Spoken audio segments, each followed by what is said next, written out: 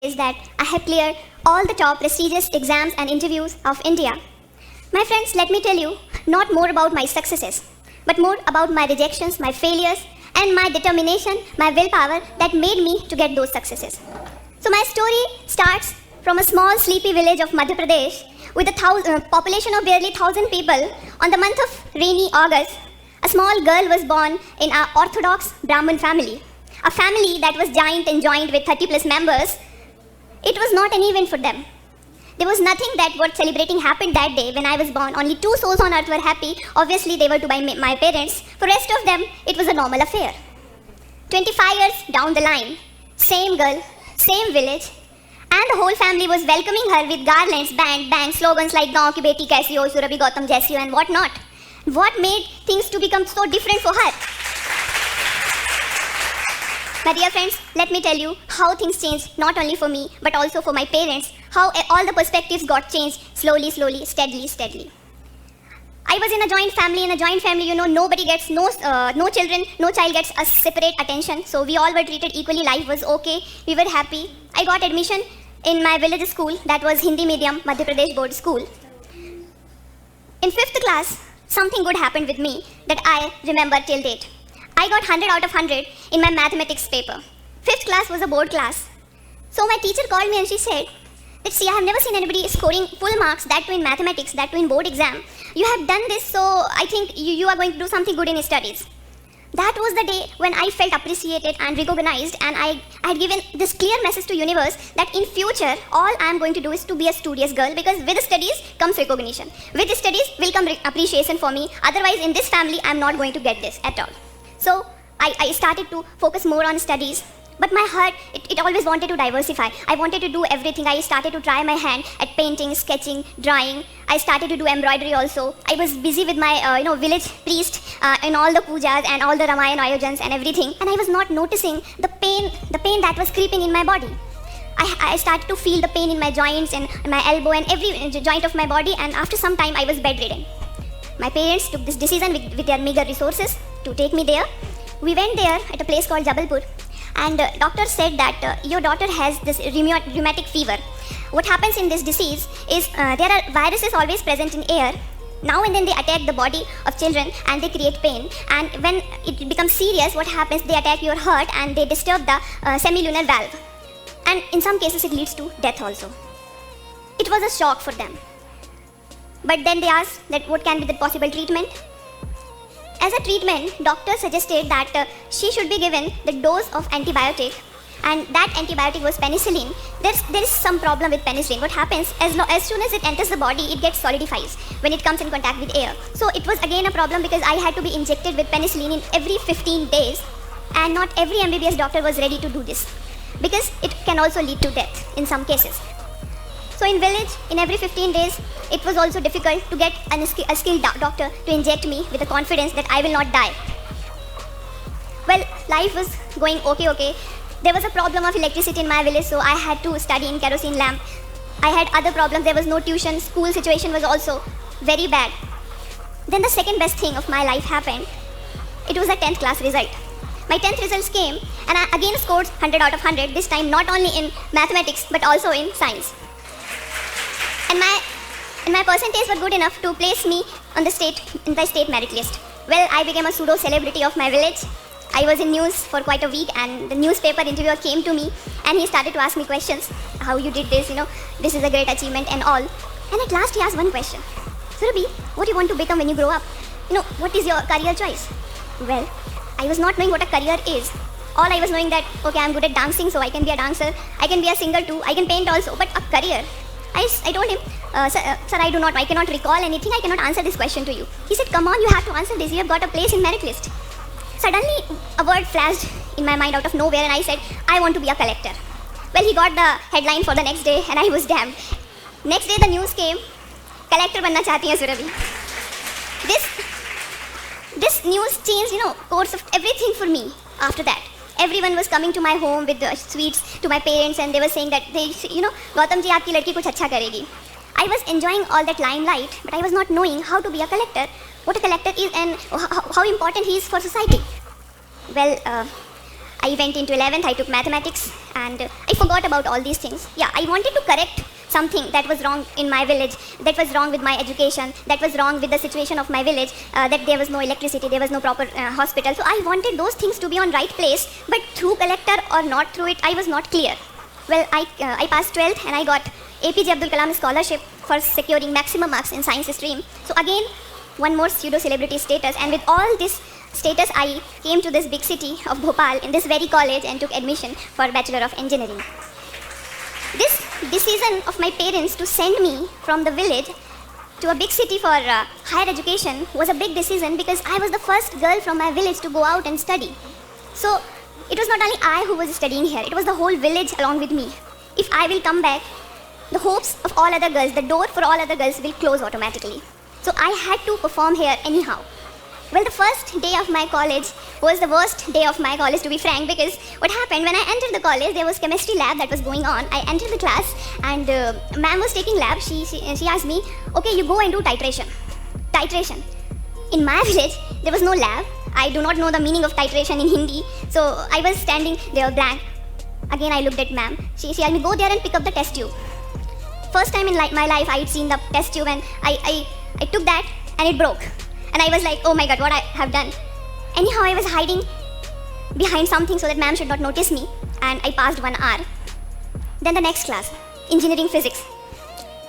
Introductions were going on and everyone was standing and fluently answering, giving their introduction in English. And I was freezing in my seat that when my turn will come, what am I supposed to do? What will I say? I do not know English at all. I am from a Hindi medium school. How will I introduce myself?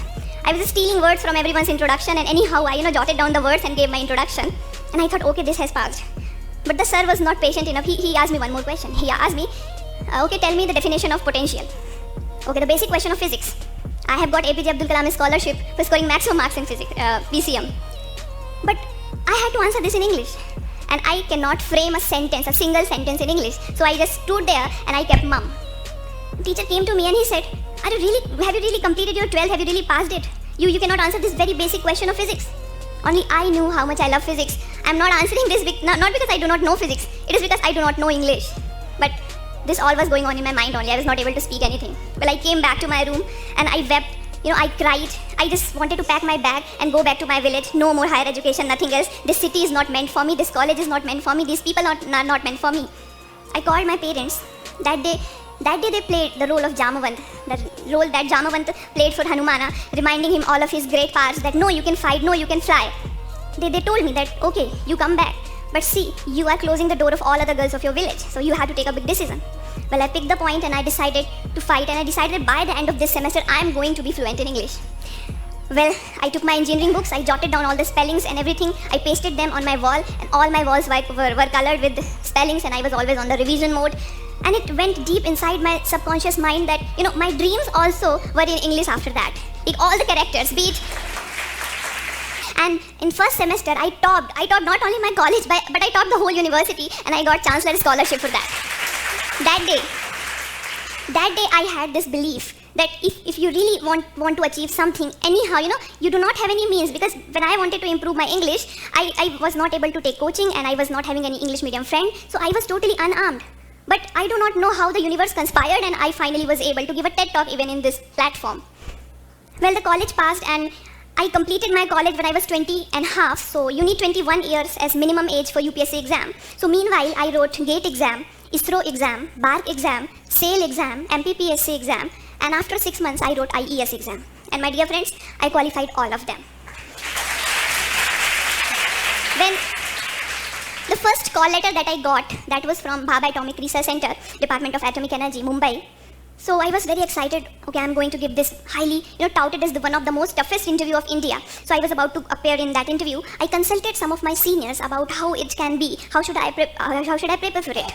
All I got was negative feedback. See, Surabhi, in whole of our life, we have never seen anybody qualifying that interview. Okay, you want to go to Mumbai for fun, then go, but don't have this expectation that you are going to do anything there. Well, all this negativity, I appeared in interview.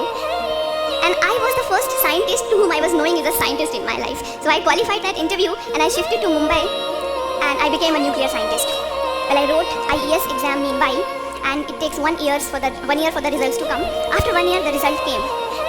And I was AIR 1. Not from any IIT, not from any NIT. I was from UIT and I topped the exam. I was the first lady in India to top engineering service exam, and my marks were maximum marks in history of UPSC till date.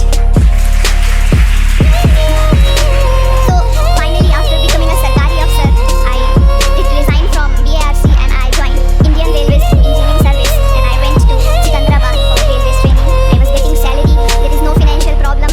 I was getting respect from society, so I did not to study anymore. No hard work, so all party was waiting for me, and I was very excited. Okay, life is now going to be a smooth ride. No more hard work, no more sacrifices and all. I have done enough. Then I joined railways and I was thinking to enjoy. I was trying hard to enjoy and be happy, but I was not happy, and I was not knowing what is wrong with all these things. So I called my mother and I asked her, why is it happening with me? Why am I not enjoying all this? She said me, do you remember your 10th class interview? Have you ever read that piece of paper again that you said you want to be something or you want to do something for your village and all those things?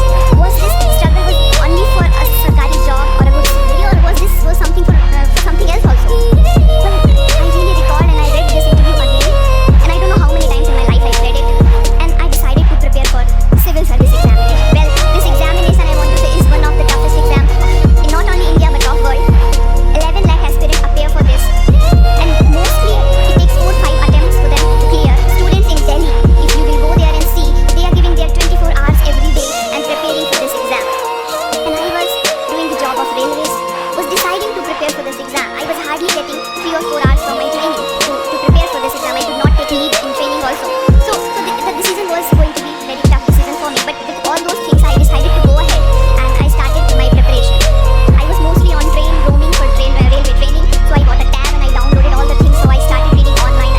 I read in mobile, I read in my tab, and I was mostly on stealing mode. I was stealing minutes from us. And sometimes I felt frustrated. I felt like giving up. Again, I called my mom. So she was a continuous mentor for me.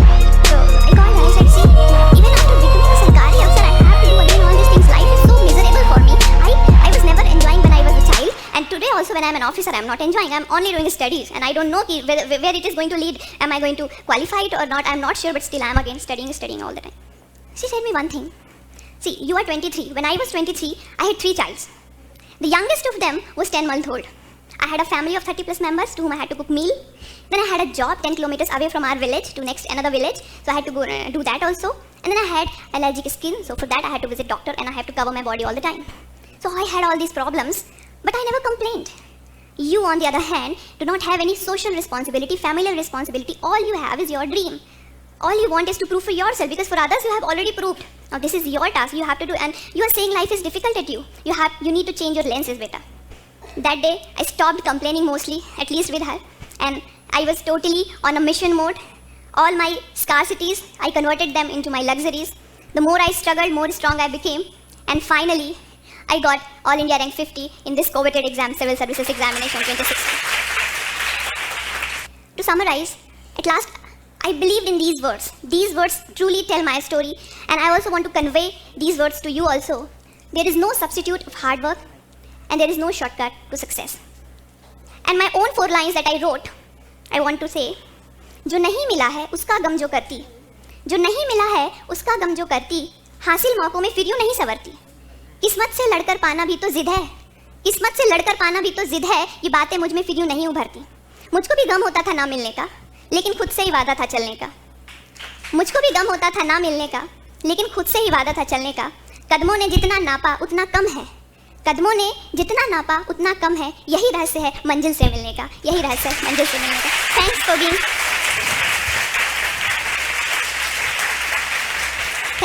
Thanks for being such a patient and such a good audience. Thanks, Ted, and thanks to everyone.